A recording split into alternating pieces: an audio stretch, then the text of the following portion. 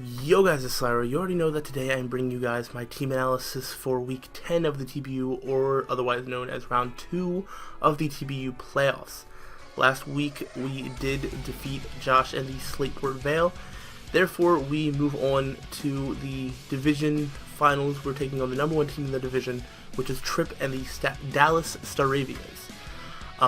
So if we win this match, we move on to the finals. And if we lose, then our time in the TBU is done. So, I don't know about you guys, but I'm not ready to be done yet. We've come this far. There's no reason to turn back now. So, yeah, I took the time to build the best team that I possibly could, and I think I was able to do so. Now, there's a couple advantages that we have to this. Trip actually played Gabriel and the LA Galuxrays earlier this season.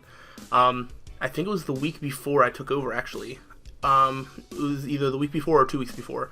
So I'm actually able to go back and see what Trip's thought process was for that team, whereas he doesn't know my thought process for his team because it's being taken control by a different coach than he played before, and me and Gabriel have different play styles. So I can kind of see what some of his thought processes are, and he doesn't necessarily know all of mine, and I was able to gain some valuable information from that, and I can also see a little bit of how he plays and things like that, and able to use that to my advantage.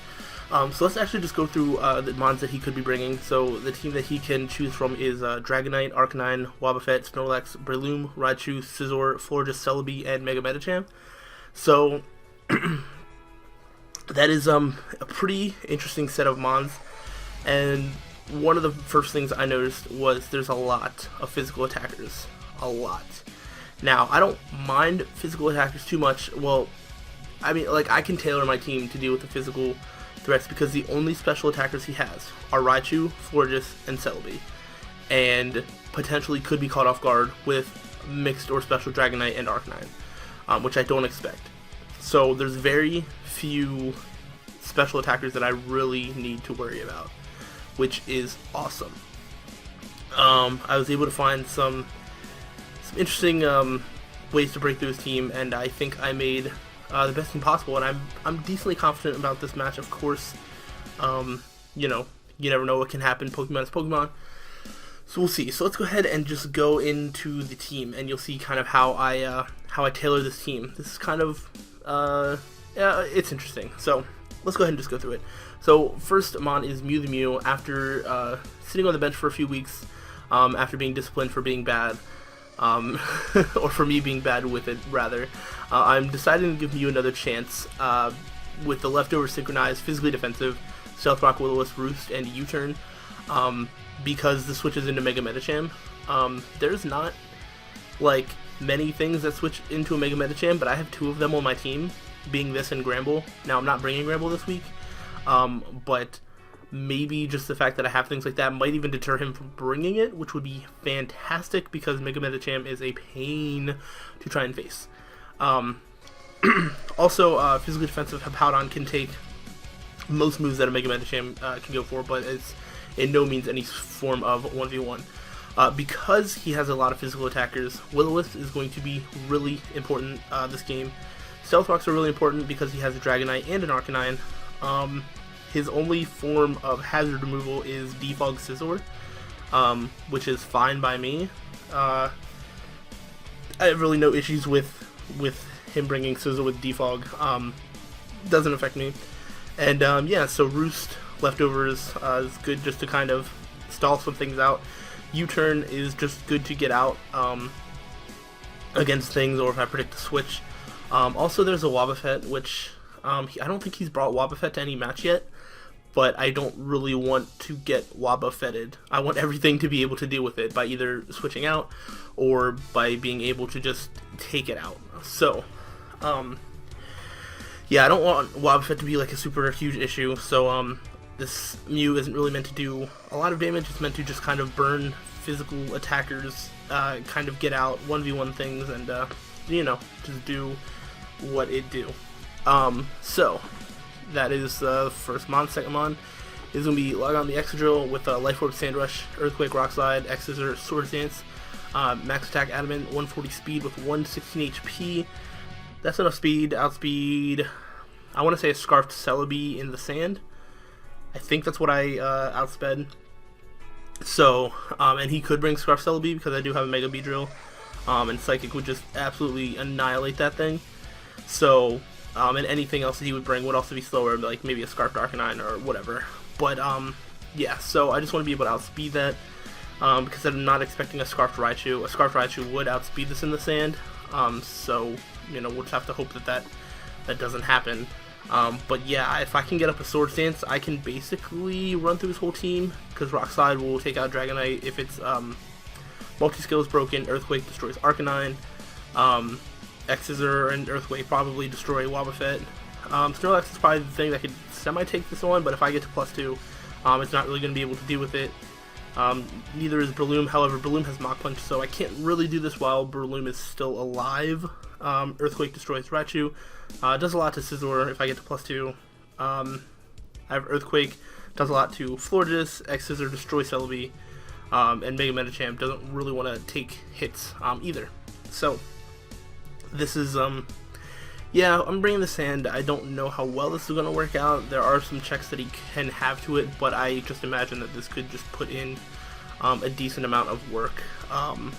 Plus, just the residual sand damage on his team is going to be really nice, as the only thing on his team that isn't going to take sandstorm damage is going to be Scizor. Like, literally everything else gets buffeted by the sandstorm. So, I'm pretty cool with that. Speaking of sand, the next mon is going to be Hippowdon, Smooth Rock, Sandstream, Earthquake, Ice Fang, Toxic, and Slack Off. This is also physically defensive. This deals really well. This is like a kind of another way to deal with Mega Medicham. This also switches into Dragonite pretty nicely. I can take hits from Arcanine, though I don't really want to get burned if he goes for like a Will-O-Wisp. This thing doesn't really want to 1v1 Snorlax. This is, but I can kind of take on Scizor. It's, I don't know, Hippowdon just kind of works as a switch-in and as a way to get up sand. Ice Fang hits Dragonite for a really good amount. Earthquake hits things like Arcanine, Raichu, and just good solid stab for everything else. And Toxic just try and get residual damage on things that he might switch into, and Slack Off to just kind of stay around because I don't have leftovers, because I want the sand out for as long as possible, so that way there's enough time for me to get an X-Drill, get up a Sword Stance, and potentially sweep, or at least just punch a lot of holes. So pretty simple, pretty basic. So that's Hippowdon, nothing special, and I already have Stealth Rocks on Mew, so I don't need to put Stealth Rocks on this thing, so that freed up a move slot, which was cool. Next mon, this is a pretty risky bring. Soifon the Mega Beedrill with U-Turn, Drill Run, Poison Jab, Protect, Max Attack. That's supposed to be Adamant. With 108 speed, that's literally all the speed I need to outspeed Raichu. And the rest in HP. Now, this is really risky because Trip has potentially a lot of priority. Extreme Speed Dragonite, Extreme Speed Arcanine, Mach Punch Breloom, Extreme Speed Raichu, Bullet Punch Scizor, and Fake Out Bullet Punch Mega Medicham. That's a lot of priority, and Mega Beedrill doesn't appreciate priority. However, I don't think he's going to bring all of that priority, and there are things like Mach Punch Breloom just does nothing. That does like no damage to Mega Beedrill because it's resisted. And I think there are some extreme speeds, like I could live in an Arcanine extreme speed. I think a Dragonite extreme speed, as long as it's not banded. I mean, if both of them are banded, then yeah, I'd probably die. So it's, but the fact of the matter is, this Beedrill really does, like, nothing wants to switch into it. Like, nothing really wants to take a U-turn, and things that might want to take a U-turn, like, Drill Run is good for Arcanine, in Raichu, but, I mean, Raichu doesn't really want to take a U-turn. Drill Run's more for the Arcanine than anything. Poison Jab is solid stab, and hits, specifically Florges for a lot more than, say, U-turn would. U-turn is good for Wobbuffet. Like, basically, Mega Beedrill is just going to come in and U-turn, which is how it turned out to be successful in the last match, is basically just revenge killing with U-turn, and I expect Beedrill to do a lot of doing a lot of that this week too.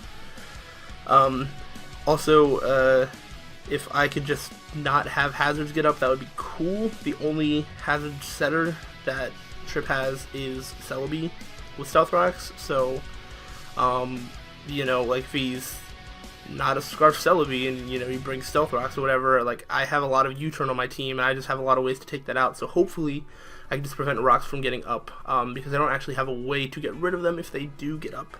So that is a little bit of an issue, but we're gonna have to play around that as best we can. But I think Mega Beedrill could put in work, or it could do absolutely nothing. We will just have to see. Next mon is going to be Choji the Emboar with the Safety Goggles and the Blaze ability with Flamethrower, Scald, Hidden Power Ice, and Yawn, max HP, max defense, Bold Nature, and 4 in speed. So, I would like to say this is a pretty creative set. However, I believe, I don't know the exact set, but I do know the basic idea Gabriel did bring against Trip earlier in the season, which was a defensive Emboar. I believe that Emboar had like Will-O-Wisp. I don't know if it was max physically defensive. I don't actually know the set that Gabe brought, but this is the set that I'm bringing. Breloom is scary, and I'm pretty sure he's going to bring Breloom because last time, like, this is one of the thought processes from Trip that I saw in his previous matchup versus Gabe, which was there's no grass type on my team. Like, the only one that there is Whimsicott, and it's on the bench, so I cannot bring it. So he can spore my entire team. And that's why I'm bringing Emboar with the Safety Goggles. The only move that he could go for that can do a lot of damage is the Rock Tomb with Breloom, and I don't think that's going to be immediately what he wants to go for. And I just don't really have switch-ins to Breloom. It's a really annoying Pokemon to deal with. Mew can kind of take some hits, but I really don't want Mew to get spored. So that's if he decides to bring Rock Tomb, which I don't know that he will. So we'll just have to see. And then I went specially offensive just because I felt like it did a little bit more. He has an Intimidator in Arcanine and just decent like physical defense with a lot of his stuff. So this basically hits everything that isn't Florges. Hidden Power Ice does a lot to Dragonite. Scald hits the Arcanine. Wobbuffet is actually a bit of an issue. This is like the one thing that like could get Wobbuffetted, and so I have to be really, really careful of that. Snorlax doesn't really want to get Scald burned, unless it's like a rest set, which it very well could be. Breloom doesn't want to take a Flamethrower or get Scald burned or a Hidden Power Ice. It really doesn't want to take any of those moves. Raichu's pretty frail, doesn't want to take like a Stab Flamethrower or anything. Scizor doesn't want to take a Flamethrower, Celebi doesn't want to take Flamethrower, or Hidden Power Ice is, decent. Mega Medicham doesn't want to get Scald burned. So just between a mixture of Will-O-Wisp on Mew and Scald on Emboar, I would like to get some burns spread throughout his team, especially since he doesn't really have much of a Cleric. I think Celebi does have Heal Bell or Aromatherapy, but that's about it. And utility, or like support, Celebi is a lot less threatening to my team than an offensive one. So, also Yawn, that's just literally there because I couldn't find a fourth coverage move. Like, yes, Florges can kind of deal with this, and yes, Wobbuffet can kind of deal with this, but with the set I have, there's no coverage move that I could have that is going to actually, like, really do damage to them. So, I just kind of was going through the move list, and I was like, Yawn could be pretty cool, and I mean, if he's going to bring Spore and Breloom and try to put me to sleep, then, you know, you got to be able to take what you can dish out, so why don't I try and put you to sleep too? Because that'll be fun, and I don't know if I'll actually go for it. I might. It could be a fun thing to kind of gain myself more momentum as and kind of stop one of his threats for a few turns. So it could really come in handy. So we'll see. And I think Yawn Emboar is, I don't know, I just find that really funny, and I like the Safety Goggles. So yeah. We'll see, that is 3 physically defensive mons. Like I said, I was able to prep a lot for his physical defense while just having some pretty offensive wall breakers and things like that. And then the last mon is going to be Maddox the Meloetta. Surprise, surprise! Assault Vest, Psychic Signal Beam, U-Turn, Knockoff, max HP, 172 special attack, and 84 speed. This is enough to outspeed a defensive Celebi. In case he does bring that utility, whatever set. Could be nice. This would also be nice to outspeed like a defensive Arcanine, and it can just outspeed a lot of things. Because this team is decently slow. So, and even with the 172 special attack Modest, it's still going to be plenty of offense for me to do a lot of damage. He doesn't really have many psychic resists, so psychic is just going to do a lot of damage to basically his whole team. Signal Beam is specifically for Celebi. Could also hit Wobbuffet, and it's not really specifically for anything else. U-turn and knockoff, or U-turn is just good to get out of there if I want to, so I have a lot of U-turn on this team. 3 things specifically with U-turn. Knockoff is going to be good to get rid of some of Triff's items and to try and take away some of his momentum. So basically I'm just trying to whittle down his team, kind of take away his options for whittling down my team as quickly as possible, and I'm trying to use U-turn to my advantage, get into my powerful offensive threats, and just kind of wear down this team. Will we be able to do that? I don't know, but we're going to try. So that is the whole team and the whole thought process for this match. Yeah, this is going to be very interesting. This is a really important game for us, as it means either going to the finals or going home. So hopefully you guys did enjoy. Let me know your thoughts, and I will see you guys for the battle, which should be uploaded tomorrow. So thank you guys for watching, and until the next time, guys, stay sly.